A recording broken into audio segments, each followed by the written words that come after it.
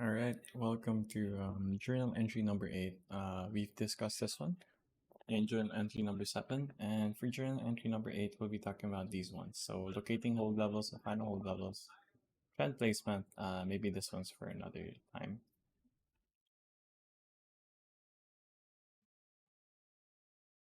and then consolidation creates new range, and then yeah, we'll get into that later on. So, How did my friend get this level of entry? So the way it works is you want an untested level.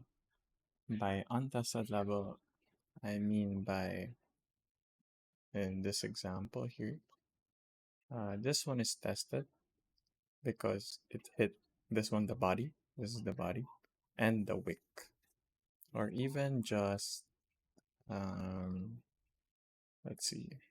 So this one, for example, this wick is tested, or this candle is tested mainly because this area here hit this level, meaning this one won't be able to hold the move.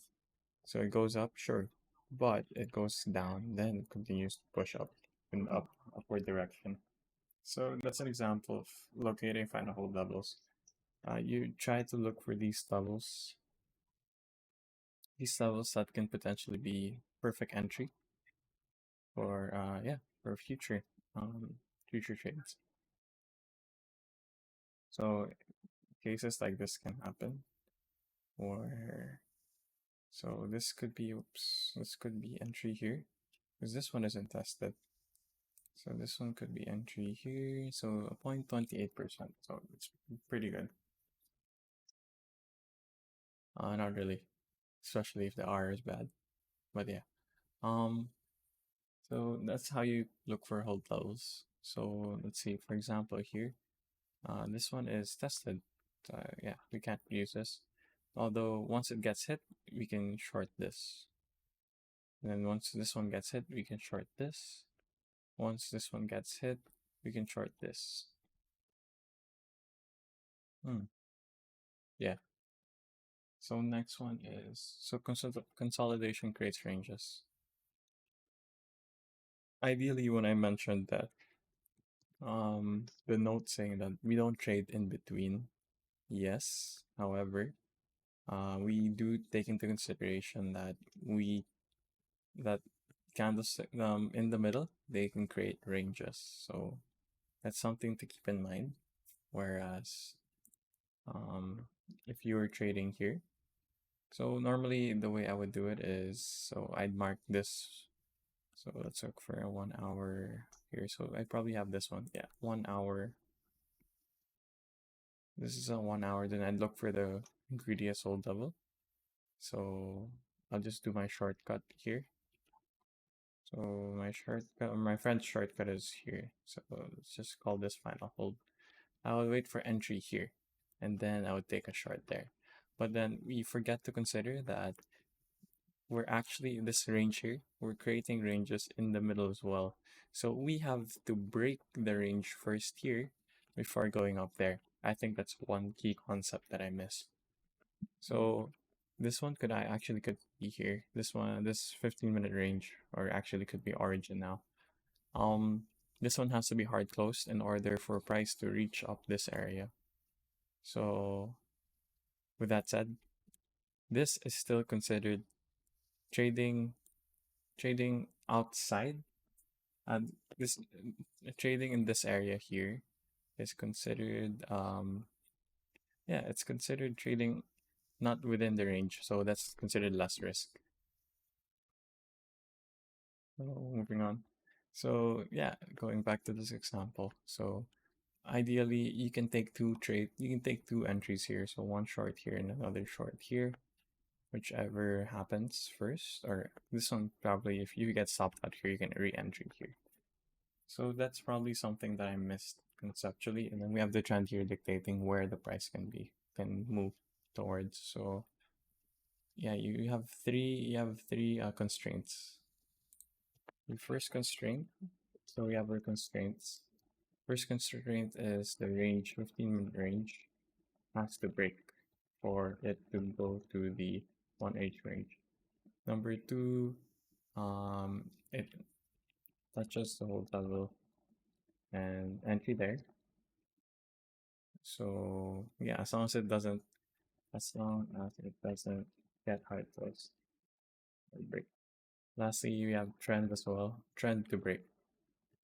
So these three constraints help us understand whether um we're moving on a different range or we're going down the range. So this one clearly it wasn't hard close, even in the 1 minute time frame. So yeah, Mm. yeah, there.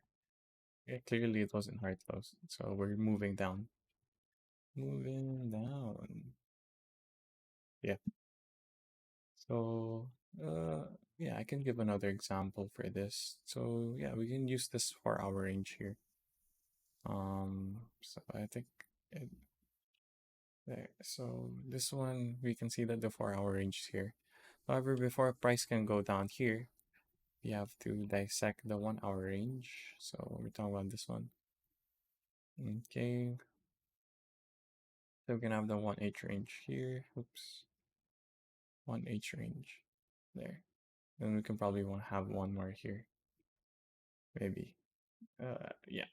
So with its corresponding hold level. So we can see that, oh wow, okay, it went up.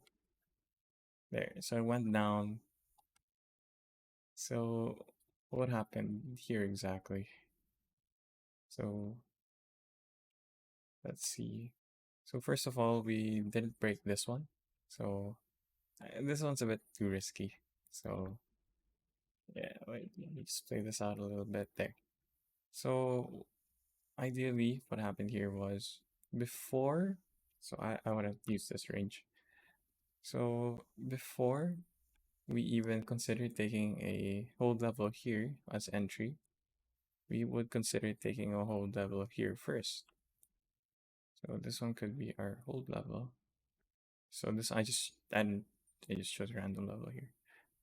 So ideally, this is still considered trading not in between. So this is a good trade. Mainly due to the fact that we're trading near a range. So yeah, as I mentioned a while ago, we need to break this range first before going to the next range. So we can take an entry here and then we can take another entry here. Although yeah, it really depends. You should use our trend line as well. So again, constraints. We have the 15-minute range to break first. So like this one. So this is an example here. We have the 1 hour uh, range to break first before we move on to. So we enter the hold level, and then this is considered tested when we look for a laddering up. And then we have the trend to break as well. So these are a few constraints that help us again tell where the price will go. So I can give another example. Maybe I think this one. Yeah.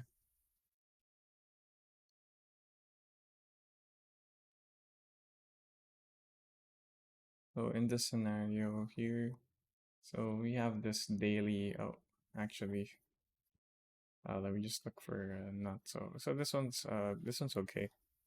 So we have a 4 hour here. We probably have a 1 hour here. So yeah, again, we just have to enter the whole level, and then if it doesn't work, we can always re-enter here, as long as it gets hard closed or not. If it's not hard closed, we're still moving upwards. So this is well, I imagine putting entry here. But yeah, yeah, I think that's it for this video. It's 9 minutes long. Oof. And yeah, I think if this one's really helpful. And yeah, good. Yeah, just remember, do not take trades in between and always take them near ranges. So yeah, that's all.